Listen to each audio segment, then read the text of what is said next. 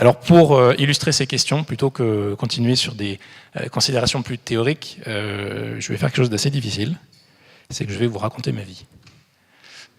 Je vais essayer de le faire rapidement, sans entrer dans l'ensemble des détails personnels, mais l'expérience finalement que j'ai pu avoir malgré encore une fois merci pour cette introduction, mais malgré les premières expériences qui ont été les miennes, la plupart ont été, si on se place à l'échelle de ce qu'ont pu être les succès des grandes plateformes entrepreneuriales qui sont évidemment très rares, mais ont été des échecs dans une certaine mesure, puisqu'on peut considérer que je n'ai soit pas su voir, soit j'ai raté un certain nombre d'opportunités entrepreneuriales, alors que j'étais objectivement au bon endroit et au bon moment.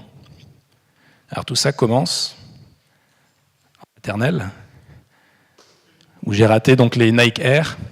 Alors plus spécifiquement, j'ai fait la bêtise de me déguiser avec... pour tout un tas de raisons, pour Mardi Gras, l'année de, je crois que c'était soit ma maternelle, soit ma première année de primaire, avec un costume avec des chaussures à talons. Ne me demandez pas pourquoi. Je me suis rendu compte assez rapidement, au bout de 10 minutes, en fait, que c'était impossible de marcher avec les chaussures à talons de ma maman, alors que je faisais peut-être du taille 32. Et j'aurais dû réaliser, si j'étais logique, que sur le coup, il y avait une opportunité incroyable de faire des chaussures confortables. Alors certes, c'est assez idiot comme remarque lorsqu'on a 5 ans ou 6 ans, on n'imagine pas qu'on puisse un jour construire des chaussures ou réaliser une basket différente. Et pourtant, c'est bien ce qui s'est passé, puisque l'été d'après, tous mes amis sont revenus à la rentrée avec des Nike Air, celles sur lesquelles on appuyait, qu'on gonflait. Première opportunité entrepreneuriale ratée. La deuxième, c'est eBay. Puisque je ne sais pas si vous échangez des cartes Magic ou des billes. Pour ma part, je me suis retrouvé effectivement dans des réseaux de troc et d'échanges, etc. Et au lieu de me dire pourquoi pas faire monter ça à l'échelle, j'en suis resté à remplir ma collection de billes et de cartes Magic que j'ai encore à la maison. Au collège, alors ça c'est vraiment pour le coup un exemple très sérieux.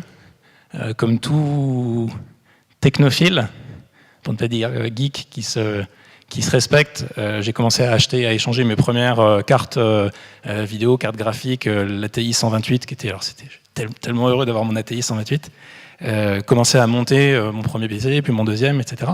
Au même âge, à peu près au même endroit, peut-être un peu plus tôt.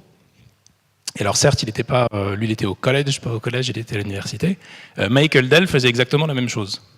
Sauf qu'au lieu de s'arrêter à un ordinateur, puis un deuxième, puis un troisième qui montait pour les amis, il a commencé à le faire à distance, puis à trouver quelqu'un pour venir l'aider à le faire, puis à structurer l'offre de valeur, à en faire une offre en self-service, et puis à construire ce géant de l'informatique personnelle qu'on connaît. Encore une fois, j'ai donc raté l'opportunité de lancer Dell quand j'étais moi-même au collège. Alors j'ai raté Google au lycée, ça c'est une vraie histoire. Je me souviens avoir découvert justement Google au CDI de mon lycée.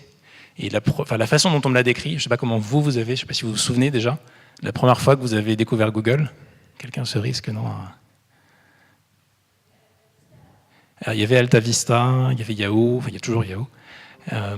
Mais je me souviens de manière très très marquée, la première fois qu'on m'a décrit, tiens, essaye plutôt ce moteur de recherche, il est bien meilleur. Et alors, la personne a rajouté, ouais, c'est des étudiants qui l'ont fait à Stanford. Alors, Stanford, j'avais aucune idée de ce que c'était. Je savais pas du tout ce qu'était une thèse de doctorat et j'imaginais absolument pas ce qu'une chaîne de Markov pouvait être et donc la complexité qu'il y avait derrière ces algorithmes. Ma réaction, ça a été de se dire, oh, c'est pas juste. Qu'est-ce que c'est que cette école où on invente des moteurs de recherche?